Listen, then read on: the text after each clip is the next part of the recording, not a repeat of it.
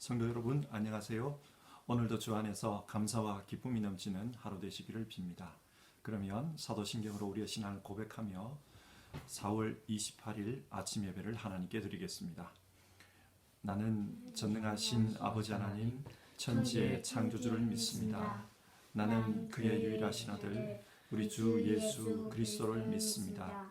그는 성령으로 잉태되어 동정녀 마리아에게서 나시고 본디오 빌라도에게 고난을 받아 십자가에 못 박혀 죽으시고 장사된 지 사흘 만에 죽은 자 가운데서 다시 살아나셨으며 하늘에 오르시어 전능하신 아버지 하나님 우편에 앉아 계시다가 거기로부터 살아있는 자와 죽은 자를 심판하러 오십니다.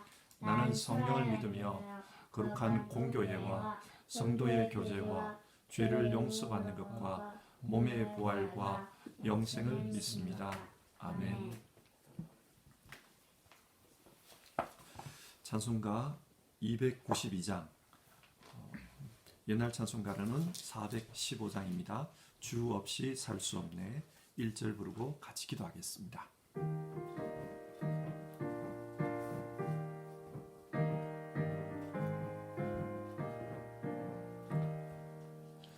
주 없이 살 수 없네. 죄인의 구주여, 그 귀한 보배 피로 날 구속하소서.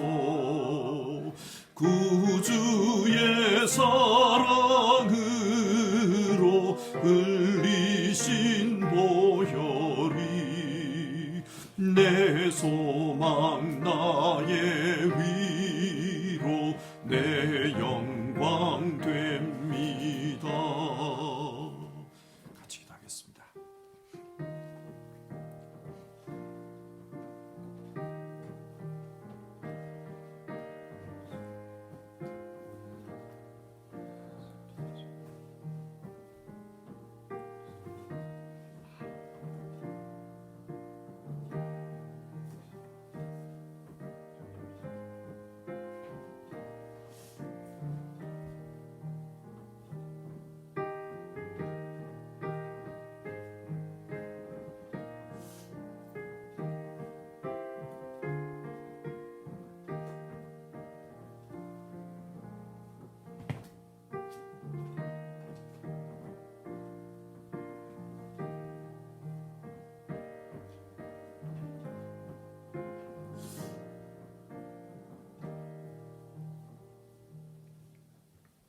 사랑이 많으신 하나님, 언제나 우리와 함께 하여 주셔서 감사를 드립니다.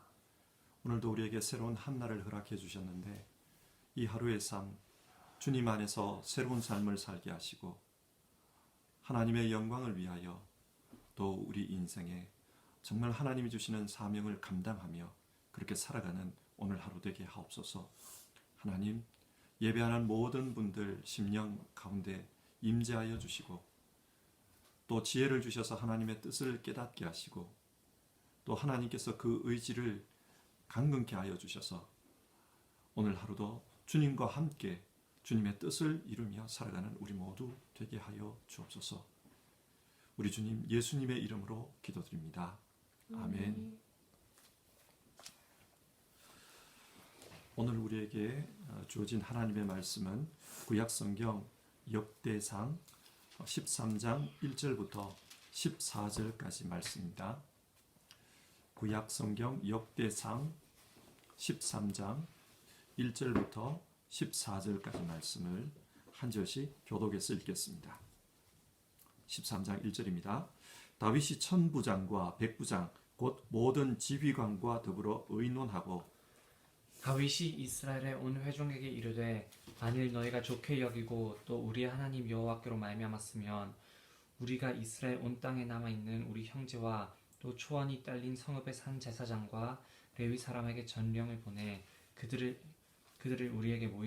우리에게로 모이게 하고 우리가 우리 하나님의 궤를 우리에게로 옮겨오자. 사울 때에는 우리가 궤 앞에서 묻지 아니하였느니라 하매 뭇 백성의 눈이 이 일을 좋게 여김으로 온 회중이 그대로 행하겠다 한지라.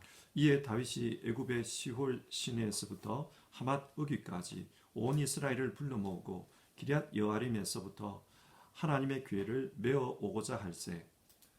다윗이 온 이스라엘을 거느리고 바알라 곧 유다에 속한 기럇 여아림에 올라가서 여호와 하나님의 궤를 메어 오려 하니 이는 여호와께서 두 그룹 사이에 계심으로 그러한 이름으로 일컬음을 받았더라.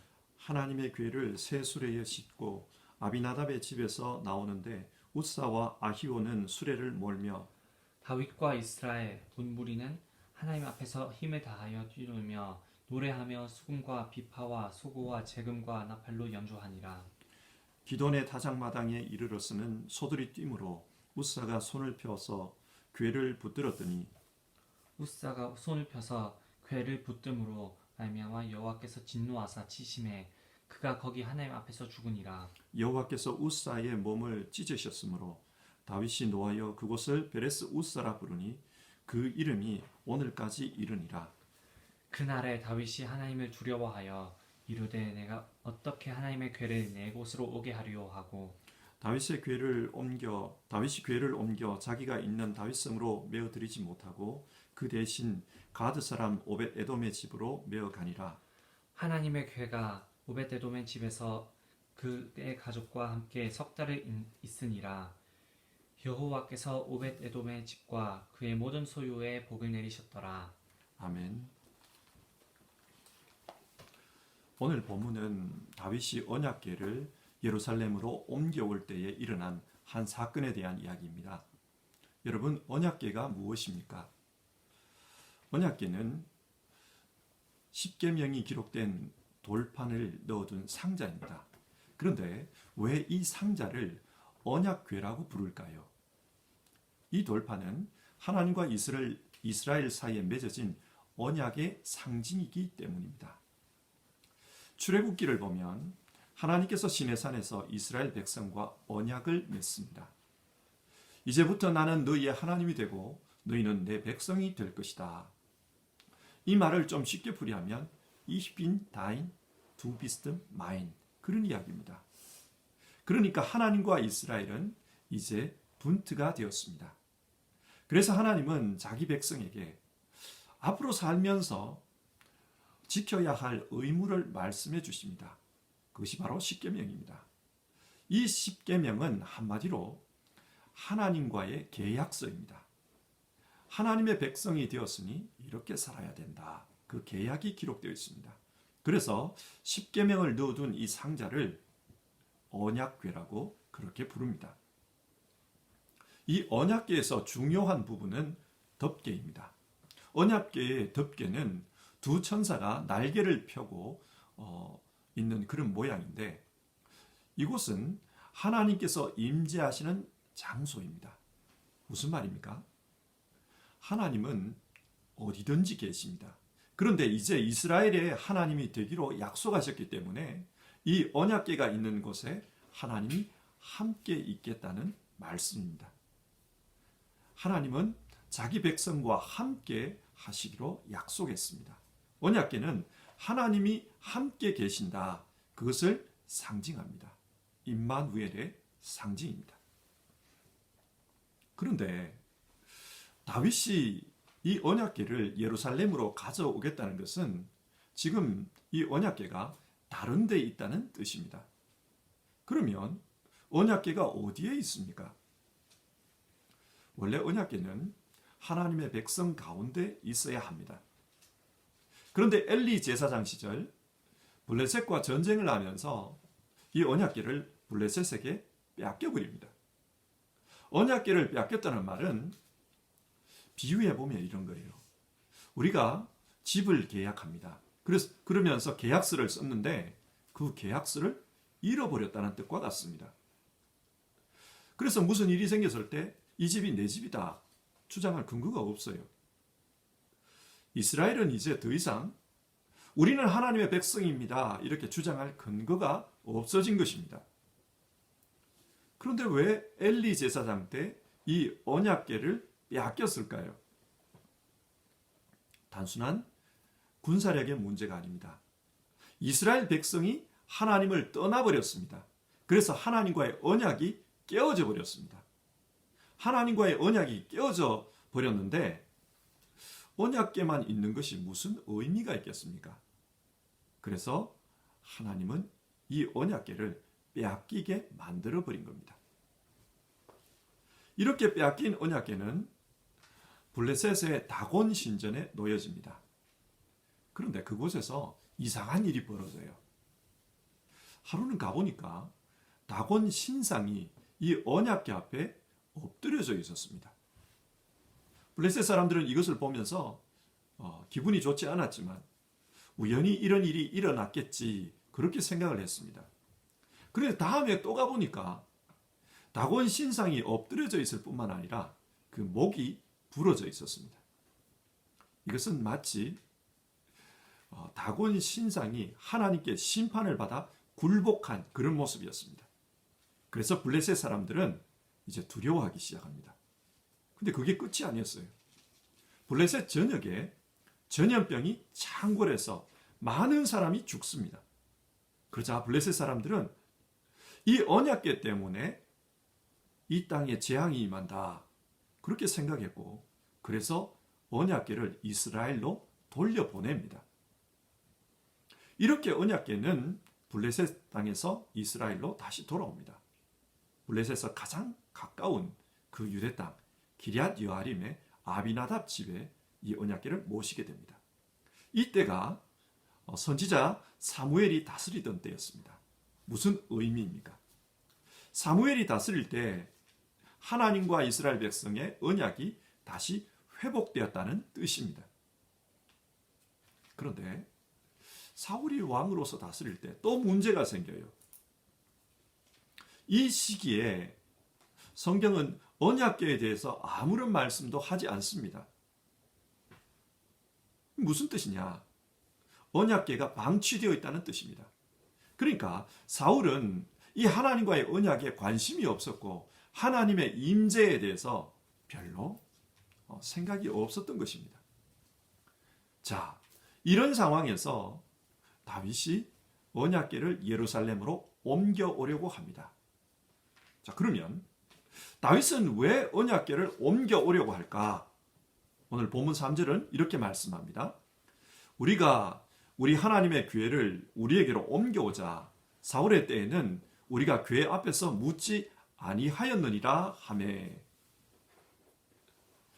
이 말씀 속에는 다윗 왕국의 통치 철학이 나타나 있습니다. 하나님께 묻겠다. 이 말은 어떤 사안을 결정함에 있어서 최종 결정권이 하나님께 있다는 뜻입니다.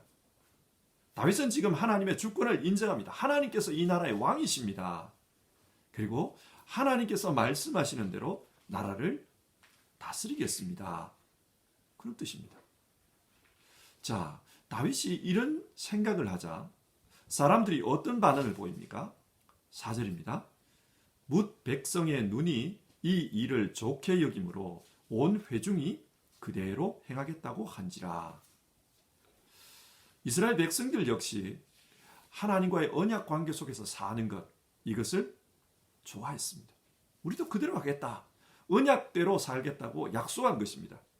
그래서 다윗은 언약궤를 옮겨옵니다. 그런데 어떻게 옮겨옵니까? 먼저 2절을 보면 이스라엘 온 땅에 남아있는 제사장과 레위인들을 불러 모읍니다. 다윗은 율법이 가르치는 대로 이들을 통해 언약궤를 운반하려고 합니다. 여기까지는 좋았습니다. 근데 문제는 7절입니다.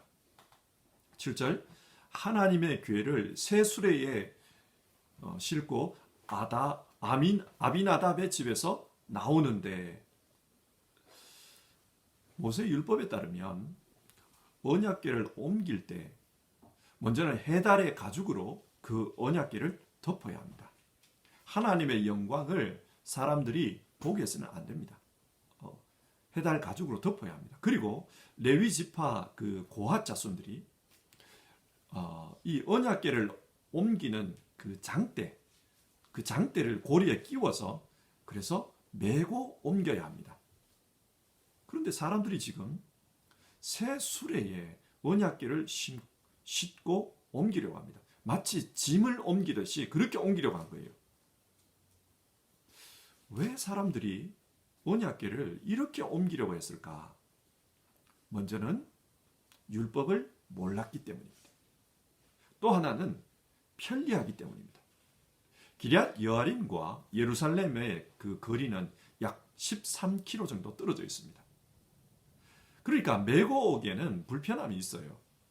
수레로 옮기면 편리합니다. 그래서 이 수레에 싣고 옮기려고 합니다. 그리고 옛날에 블레셋 사람들이 언약궤를 이스라엘로 돌려줄 때 새 수레에 실어서 옮긴 적이 있습니다. 그걸 지금 흉내내고 있는 거예요. 자, 그 결과 어떻게 되었습니까? 9절을 보시면 수레가 기돈의 타작마당에 이르러서 그 수레를 끌던 소가 뛰어버렸다 그래요. 그러자 이 수레가 흔들렸겠죠.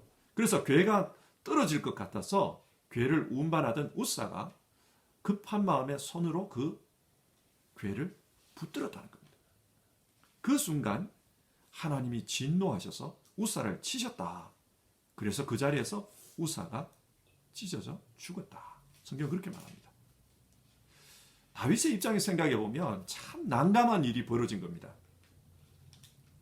이 언약궤를 옮기는 행사는 다윗의 국정 철학이 담겨져 있는 굉장히 중요한 행사였고, 그래서 이스라엘 온 무리가 여기에 참여를 했습니다. 8절을 한번 보십시오. 이스라엘 온 무리가 함께 춤을 추고 노래를 부르며 또 온갖 악기를 연주하며 성대한 행사 가운데 이 언약궤가 옮겨지고 있습니다.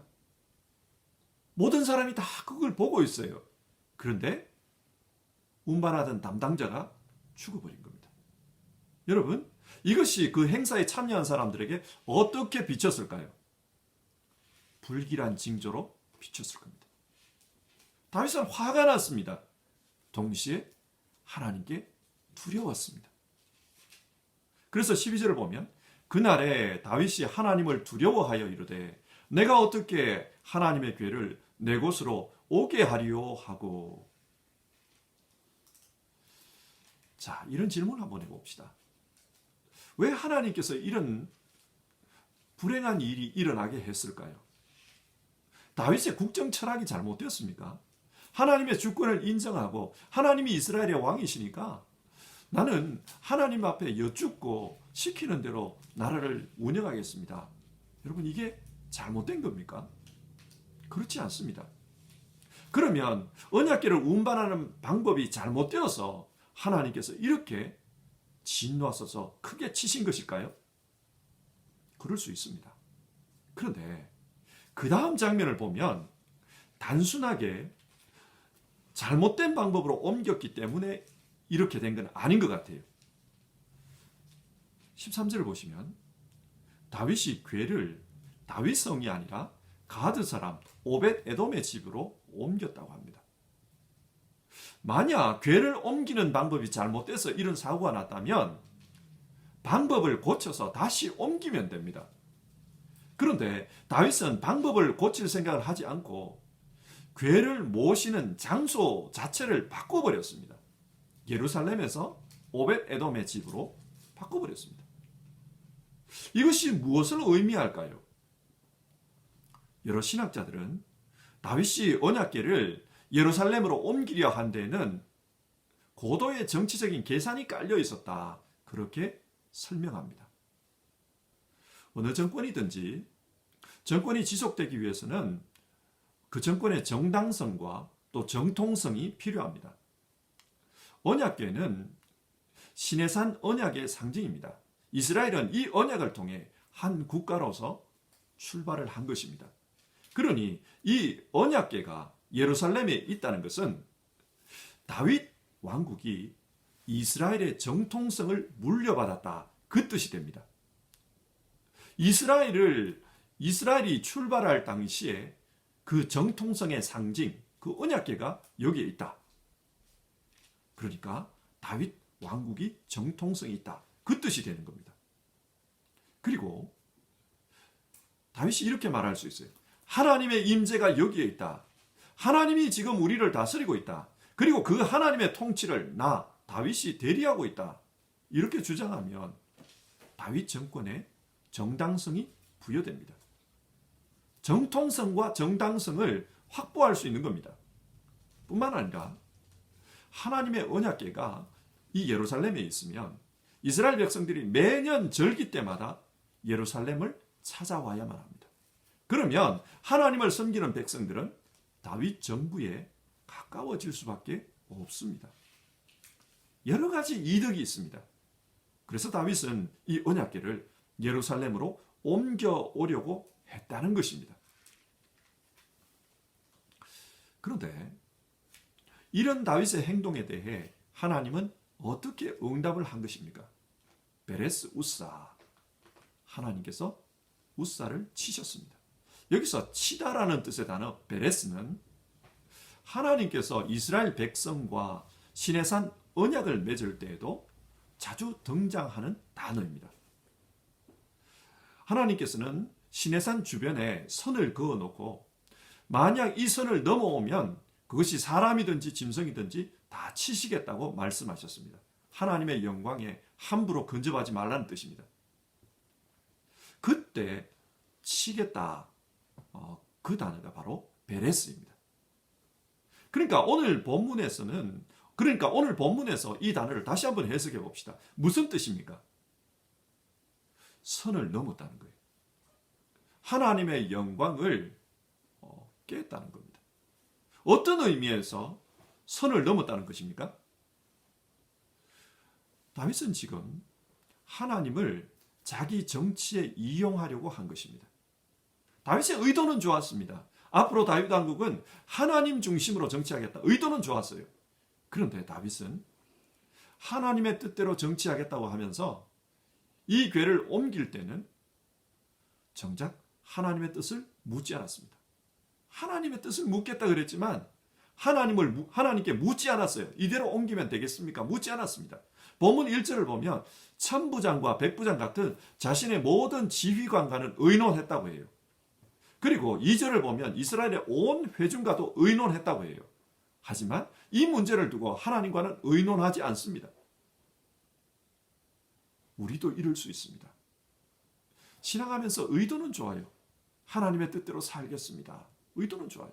그런데 정작 실제 생활에서는 그 하나님의 뜻을 생각하지 않는 겁니다. 원하는 것은 그저 하나님으로부터 복을 받고 하나님의 도움을 받는 것, 그겁니다. 그래서 하나님의 도우심으로 내 인생이 성공하는 것, 이걸 원하는 거예요. 나쁘게 보면 하나님을 이용하는 겁니다.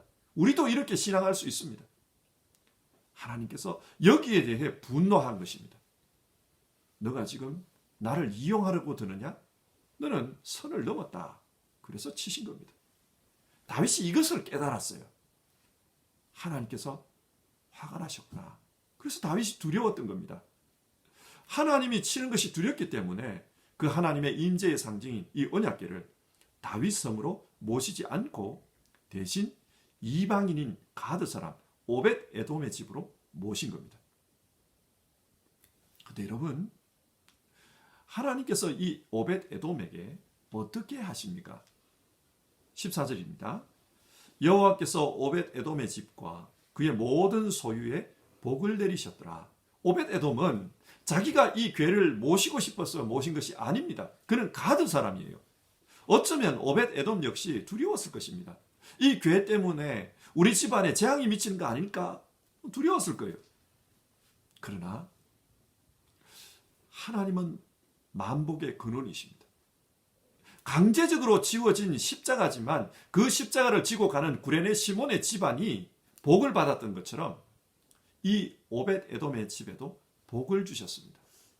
그래서 나중에 역대상 15장을 보면 이 오벳 에돔의 이름이 레위인의 이름으로 등장합니다.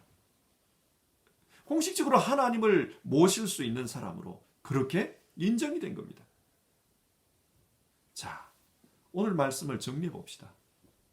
오늘 본문에는 세 유형의 신앙인이 등장합니다. 첫 번째 신앙인은 다윗입니다. 다윗이 어떤 사람입니까? 다윗은 광야 시절을 겪으면서 참 신앙의 연단을 많이 받았어요. 그 연단 과정에 하나님이 우리 인생의 반석이시고 하나님께서 우리 인생의 요새시다. 그런 귀한 경험들을 했습니다. 하나님께서 우리 인생의 목자시다. 정말 귀중한 신앙 체험들을 했습니다. 그리고 하나님은 언제나 우리와 함께 계시면서 우리를 도와주신다. 그것도 알았어요. 그래서 그 하나님을 위해 살겠다는 신앙의 목표가 아주 분명합니다. 이분은 정말 훌륭한 신앙인입니다. 그런데 이런 훌륭한 신앙인도 현실의 삶에서는 실수할 수 있습니다. 내게 중요한 문제, 내게 급한 문제, 이런 문제를 만날 때 우리는 하나님을 수단으로 여길 수 있습니다. 지금 하나님을 위해서 이러는 겁니다. 그러면서 자기를 정당화합니다. 그러면서 하나님을 수단으로 자기 유익을 구할 수가 있습니다. 많은 기도를 드리고 열심으로 예배하면서 이것을 통해 하나님을 설득하는 거예요. 하나님을 설득해서 결국은 하나님을 이용하는 그런 일을 우리도 할 수 있습니다. 하나님께서는 우리의 중심을 보십니다. 정말 우리의 중심이 하나님 뜻대로 살겠다. 정말 하나님 뜻대로 살겠습니다. 내게 말씀해 주십시오. 이 문제에 대해서 하나님 어떻게 하는 게 좋을까요? 하나님은 우리가 순수하게 그렇게 하나님을 가까이 하는 것을 좋아하십니다. 하나님은 우리가 순수한 신앙인, 정말 순전한 신앙인, 그런 신앙인이 되기를 원하십니다. 요즘 세상을 보면 참 세속사회잖아요. 그리고 이 세속사회의 영향이 신앙하는 우리 안에도 많이 있죠. 그러다 보니 굉장히 약삭빠르게 신앙하는 경우도 있어요. 열심히 신앙하는 것도 중요하지만 순수하게 신앙하는 것, 정말 순수성을 회복하는 것, 그게 중요한 것 같습니다. 오늘 말씀을 보면서 우리 그렇게 한번 기도해 봤으면 좋겠어요. 하나님, 정말 순수하게 하나님 신앙할 수 있게 도와주십시오. 내 신앙이 하나님 앞에서 온전할 수 있게 도와주십시오. 그래서 순수하고 온전한 신앙, 순전한 신앙이 될 수 있도록 도와주십시오. 두 번째 유형은 우사입니다. 신학자들은 이 우사가 아비나답의 가족일 거라고 추측합니다. 아들일 수도 있고 손자일 수도 있다는 거죠. 그러면 이 사람은 수십 년 동안 자기 집안에 이 언약궤를 모셨던 사람입니다. 여러분, 언약궤가 뭐라고 했습니까? 하나님의 임재의 상징입니다. 하나님의 임재의 상징이니까 하나님이 그곳에 임재해 계시는 거죠. 그런데 수십 년 동안 자기 집안에 이 언약궤를 모셨지만 그런 하나님의 임재를 경험한 것 같지는 않아요. 그러다 보니 언약궤가 이분에게는 너무나도 익숙한 조형물인 겁니다. 그래서 수레에서 떨어지려고 하니까 물론 급한 마음은 이해가 됩니다만 너무 쉽게 그 언약궤를 손대버렸습니다. 너무 익숙하니까요. 이게 무슨 말입니까? 우사는 너무 신앙이 익숙해서 매너리즘에 빠진 그런 신앙인을 상징합니다. 우리 집안은 몇 대째 기독교 신앙 집안이다. 나는 모태 신앙이다. 나는 수십 년 동안 교회 다녔다. 나는 교회에서 직분이 뭐다. 이런 것 때문에 신앙한다고 생각하는 분들이 있습니다. 신앙이 너무 익숙한 겁니다. 근데 문제는 그렇게 하나님을 가까이 한다 그러면서도 하나님의 임재를 경험하지 못했다는 거예요. 임재의 상징인 언약궤가 자기 집안에 수십 년 동안 있었지만 하나님의 임재를 한 번도 경험하지 못한 겁니다. 불행하게도 죽을 때에 그 임재를 경험한 거예요. 여러분, 평생을 신앙하고 하나님의 심판대 앞에 서서 하나님이 살아계시구나, 그것을 깨닫는다면 이게 얼마나 불행한 일입니까? 그래서 이 우사를 보면서 우리 기도했으면 좋겠습니다. 하나님, 내 신앙이 매너리즘에 빠지지 않게 해주십시오. 하나님, 내가 살아계시는 하나님을 정말 마음으로 느끼고 말씀을 통해서, 성령을 통해서 내가 느끼며 살게 해주십시오. 살아있는 신앙 관계를 유지할 수 있도록 주여 내게 은혜를 주십시오. 그렇게 기도했으면 좋겠습니다. 세 번째 신앙 유형은 오벳 에돔입니다. 이분은 어쩔 수 없이 지워진 그 십자가였지만 그 십자가를 통해 축복받은 사람입니다. 우리가 부르는 찬송 중에 내 주를 가까이 하게 함은 십자가 짐 같은 고생이라, 그런 가사가 있잖아요. 하나님의 임재의 상징인 언약궤를 부담스럽지만 가까이 했습니다. 그러자 이분에게 하나님께서 복을 주셨습니다. 자기에게는 부담스럽고 짐 같은 그런 십자가였지만 그런데 그 십자가를 통해 복을 받은 겁니다. 우리 역시 마찬가지입니다. 내 삶이 신앙 때문에 어려울 수 있어요. 또 하나님을 가까이 하는 것이 쉽지 않은 그런 환경에 계시는 분들도 있습니다. 그럼에도 불구하고 십자가를 지는 심정으로 하나님을 믿는 분들, 하나님을 가까이 하는 분들, 그런 분들에게 하나님께서 복으로 임하실 줄 믿습니다. 자, 말씀을 맺겠습니다. 여러분, 오늘 우리는 어떤 신앙을 하고 있습니까? 정말 하나님 앞에서 순수한 신앙, 그리고 살아있는 신앙, 뿐만 아니라 하나님을 가까이 하는 신앙, 하나님께서 지워주신 그 십자가를 지고 주님을 따르는 신앙, 그런 신앙을 했으면 좋겠습니다. 오늘 우리 찬송 부르면서요, 하나님 앞에서 결단하는 마음으로 기도합시다. 하나님, 내가 순수한 신앙, 살아있는 신앙 뿐만 아니라 하나님을 가까이 하는 그런 신앙, 십자가를 지고 주님을 따르는 신앙, 그런 신앙 하게 하옵소서. 우리가 찬송하겠습니다. 338장입니다. 옛날 찬송가는 364장입니다. 내 주를 가까이 하게 함은 1절 부르고요, 같이 기도하겠습니다.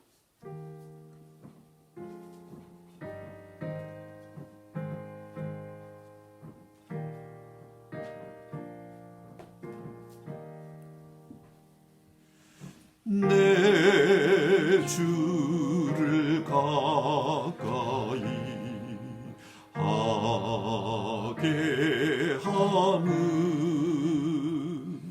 십자가 짐 같은 고생이나 내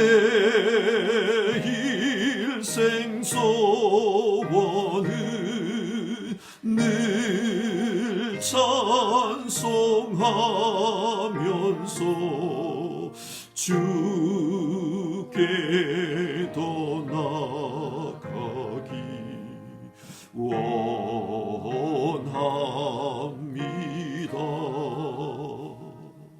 같이 기도합시다. 오늘 우리가 살펴본 이 말씀을 생각하면서 기도합시다. 여러분, 우리는 어떤 모습으로 신앙하고 있습니까?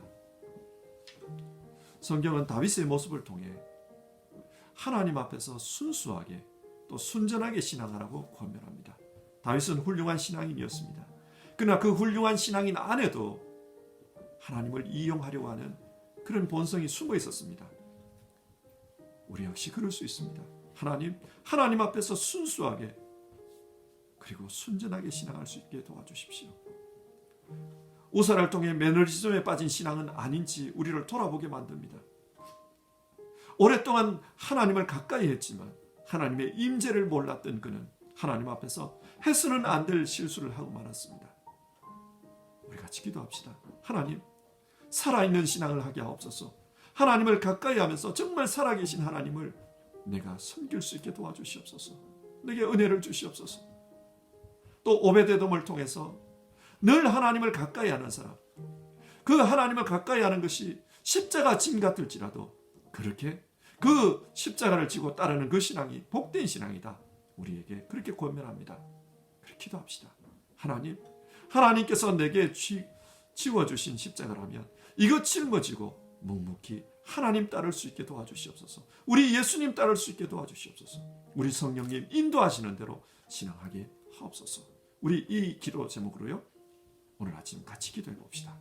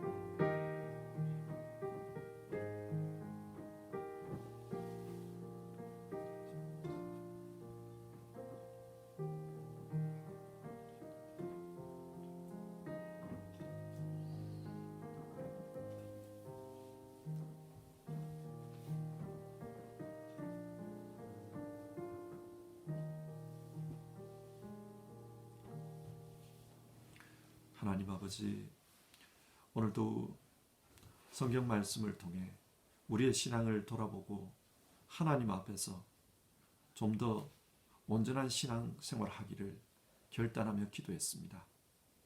하나님, 다윗은 훌륭한 신앙인이었습니다. 그러나 그런 훌륭한 신앙인 안에도 어려움을 당하고 또 중요한 순간이 되면 하나님을 이용하려고 했던 그런 모습이 있었던 것을 봅니다. 우리 자신들을 돌아보며 오늘 하루를 시작합니다. 순전하게 하나님 섬길 수 있도록 도와주시옵소서. 정말 하나님은 순수한 신앙인을 좋아하신다. 우리가 말씀 나눴습니다. 하나님 앞에서 순수하게 살아가는 우리 되겠도록 도와주시옵소서. 우사는 오랫동안 자기 집안에 하나님의 언약궤를 모셨지만 하나님께서 그 가운데 임재하셔서 함께하는 그런 경험을 하지 못했습니다. 그러다 보니 중요한 순간에 해서는 안 될 일을 하고 말았습니다. 하나님, 정말 우리가 그리스도인으로서 하나님과 함께한다. 하나님 우리 가운데 계신다. 그렇게 말하고 그렇게 믿고 있는데 정말 하나님 함께 하시는 것, 하나님 우리를 인도해 주신 것, 그걸 경험하지 못하고 산다면 불행한 신앙인입니다. 매너리즘에 빠지지 않게 해주십시오. 살아있는 신앙하게 해주십시오. 하나님의 은혜를 누리며 살게 해주십시오. 성경을 읽을 때 또 기도할 때 하나님께서 영으로 임재하셔서 우리의 심령을 붙들어 주시는 것을 경험하게 해주십시오. 그래서 하나님의 말씀으로 또 하나님의 임재로 살아있는 신앙하는 우리 모두 되게 하옵소서. 하나님, 또 오벳 에돔을 통해서 십자가를 짊어지고 신앙했던 신앙의 선조들을 생각해 보았습니다.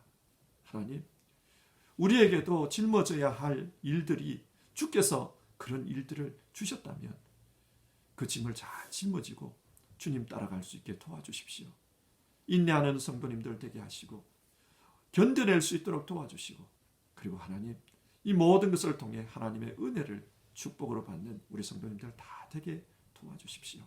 오늘도 온전한 신앙인이 되기를 기도하면서 하루를 시작합니다.